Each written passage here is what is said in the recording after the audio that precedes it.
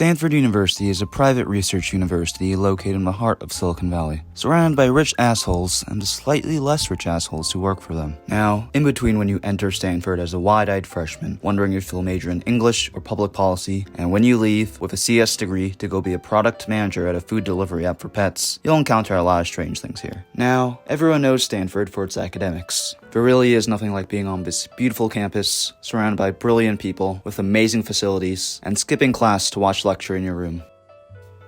If you even wake up to do that. Or watch lecture at all. Your freshman year, you might be confused by all the different academic terms. Ways, power, think. Don't worry, there's only one that really matters. CS. It's hard to talk about Stanford without talking about the CS department. Now, you might think I'm talking about the computer science department, but I'm actually talking about the corporate sellout department. If you end up taking a CS class, you'll probably experience the same life cycle for all of them. Week 1, you walk into a crowded lecture hall filled to the brim with students. The professor hands out the syllabus and talks about how fun the class is going to be. Week 2, the professor starts teaching and you think to yourself, hey, I actually got this. Week 3, you get your first PSET back and it turns out you got a 13 out of 50. You start waking up 30 minutes after lecture starts and thinking to yourself, I'll just read the slides later, which you never do. Before you know it, you're copying code from Stack Overflow at 3 a.m. and trying to adjust your eyesight to read the size 3 font you wrote your cheat sheet out with. And it's only week 4. Of course, there are other majors besides CS. Bio, people who still worry about grades in college. Econ, people who like to hear themselves talk. English, probably don't want to ask these people for their political opinion unless you have 45 minutes of spare time. SimSys, for people who want a CS salary but not the CS workload. STS, for people who want a CS salary but not the SimSys workload. Of course, no one cares about the intellectual growth Stanford provides.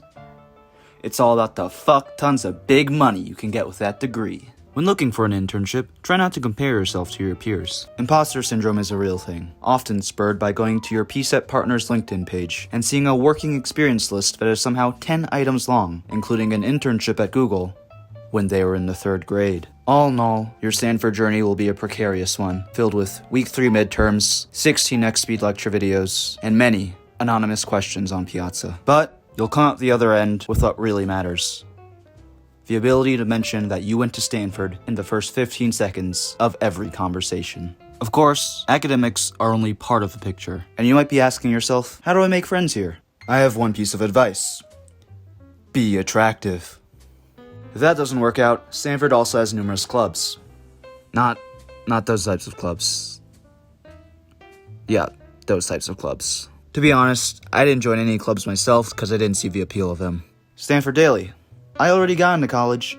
I don't need to pretend to like doing the school newspaper anymore. Entrepreneurship club. No thanks. I already feel inadequate enough on my own. Intramural sports. I'll pass. Walking to the dining hall is enough exercise for me. Join a frat. I prefer to deal with my insecurity in other ways. The most likely way you're going to meet your friends is through class, or out of desperation, the two of you will agree to violate the fuck out of the honor code. Or in your dorm, where you'll awkwardly make eye contact with someone in the gender-neutral bathroom after taking a huge shit.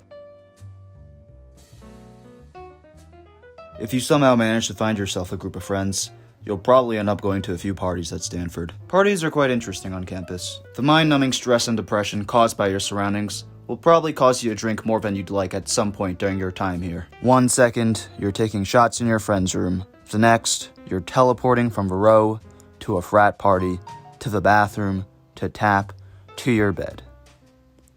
And then back to the bathroom. Of course, there are other ways to have fun besides going to parties. After all, we do know Stanford is an extremely lively place, where you can do laundry, steal pizza from on-call, or even dry your laundry. If you're going into your first year at Stanford, here's some unhelpful advice. If you want to fit in, just remember that Stanford culture is about 30% unfunny jokes about Berkeley, 10% of course I'm a feminist stickers, 20% unnecessary Daha emails, 25% not attending football games, and 15% natty light. And in case you're interested in fountain hopping, here are my top 3 places to fountain hop. 1. The Claw. Great if you're a freshman. 2. Hoover Tower. Great if you want to avoid crowds. 3. Terman. Great if you're a douchey white person. Just remember, when you're passed out on the floor of Crothers, trying to hold in the 3 shots of vodka you shouldn't have taken, and remembering the piece that you have due in 24 hours. Things could always be worse.